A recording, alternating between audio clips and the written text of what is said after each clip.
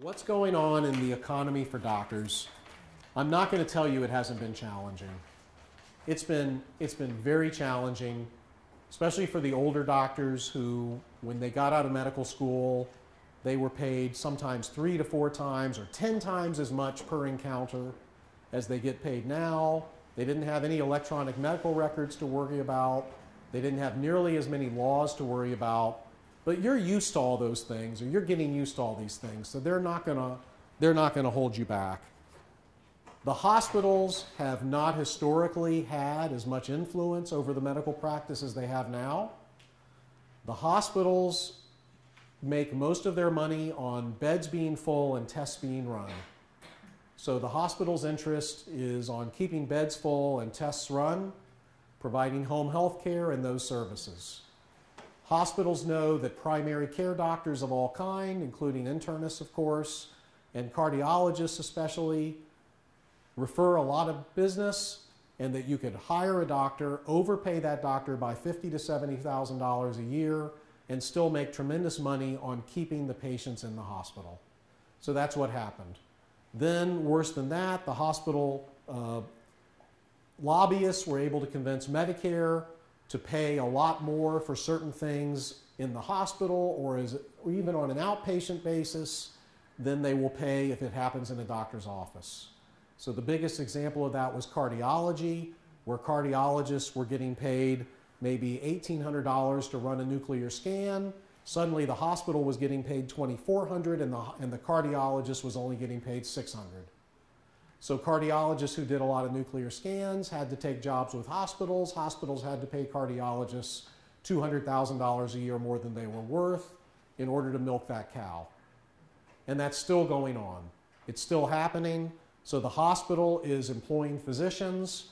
Some hospitals are much worse than others. Some hospitals are better than others in keeping the physicians happy.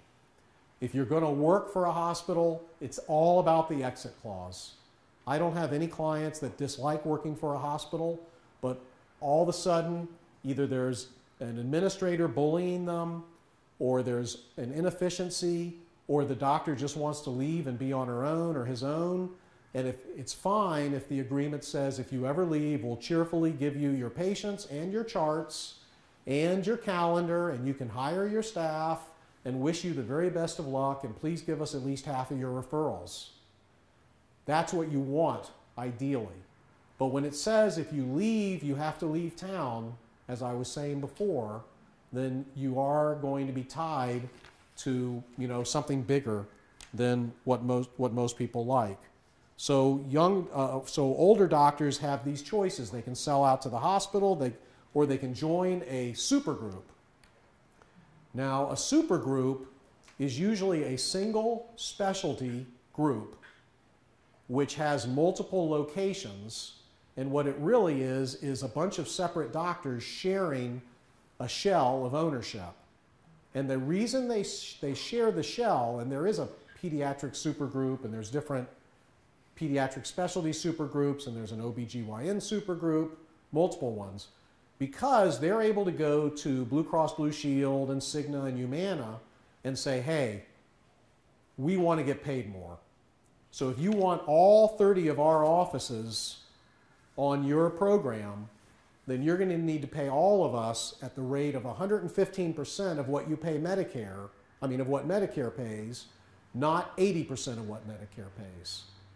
So the average doctor in a small group who is not in a supergroup may be getting paid 80 to 85% of what Medicare pays, because they usually use Medicare as the scale. But a doctor who is in the supergroup may be getting 115% of what Medicare pays, and may be getting paid to run blood lab tests in the office, whereby other smaller practices have to send the patients out for blood, which is a mess, because then they may not even come back, or you may not get the results for a while. They don't show up. So that would be an advantage of joining a medical office that is in a supergroup. It's not too hard to find out who the supergroup people are, and it's not a bad idea to see which physicians are the founders of the supergroup and the real dynamos behind it, and to go work for them a couple of days for free to see how the supergroup is doing things versus how a smaller practice is doing things. Choice E on page 9 is give up and retire. None of you are going to do that. Choice F is marry a successful chiropractor.